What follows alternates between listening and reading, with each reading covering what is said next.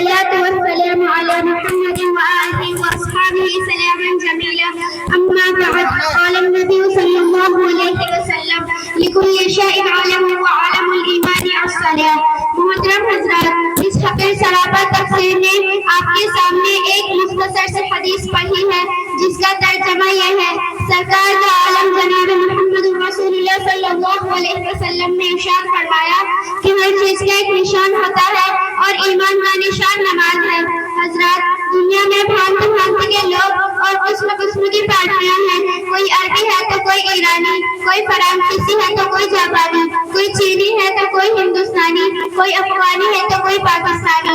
اسی طرح آپ کے ملک میں مختلف پارٹیاں ہیں. کسی پارٹی کا نام کانگریس ہے تو کسی کا کمیونسٹ، کسی کا نام جن سنگھ ہے تو کسی کا کچھ. باوجود یہ کہ ان تمام پارٹیوں قوموں میں آپ کے جیسے خاطر انسان شامل ہیں، مگر ان کی الگ الگ نشانیاں ہیں. آپ انہی نشانیوں کو دیکھ کر معلوم کر لیتے ہیں کہ فلاں کہاں کا رہنے والا ہے یا فلاں کس پارٹی سے تعلق رکھتا ہے. یہ تو گفتگو ہوئی ان چیزوں کے بارے میں جو ہماری نگاہوں سے گزرتی ہیں، مگر کچھ چیزیں ایسی ہیں جو ہماری آنکھوں سے دکھائی نہیں دیتی، مگر ان کے کچھ نشانات ہوتے ہیں جن سے ان کے وجود کا پتہ چلتا ہے. مثال کے طور پر ہوا دکھائی نہیں دیتی، مگر جب پتے ہلتے ہیں تو پتہ چل جاتا ہے کہ ہوا چل رہی ہے.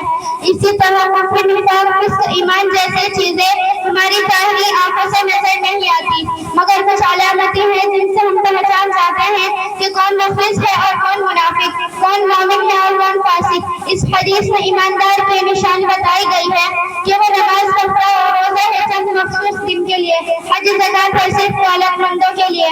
لیکن نماز ایک چیز ہے جو سال کے ہر دن میں غریب ہے یا امیر، دولت مند ہے یا فقیر، جاہل ہو یا عالم، سب پر فرض ہے. یہی وجہ ہے کہ تاجدار مدینہ فخر رسول جناب محمد رسول اللہ صلی اللہ علیہ وسلم نے ارشاد فرمایا: من ترک الصلاۃ متعمدا فقد کفر. جس آدمی نے مثلاً نماز چھوڑ دی، اس نے کافر والا عمل کیا.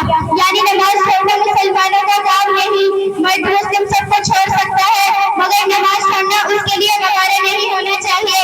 مگر افسوس ہے کہ آج کا مسلمان اس موٹی سی بات کو نہیں سوچتا اور ایک ایسا مذہب میں وجود رکھتا ہے جو اس کو مسلمان کہلانے کے لیے ضروری ہے. یہی وجہ ہے کہ آج کا امت مسلمان کہلانے کے ذلیل و خوار ہے. دنیا میں ذلت و نفرت ہمارے ساتھ لگی ہوئی ہے.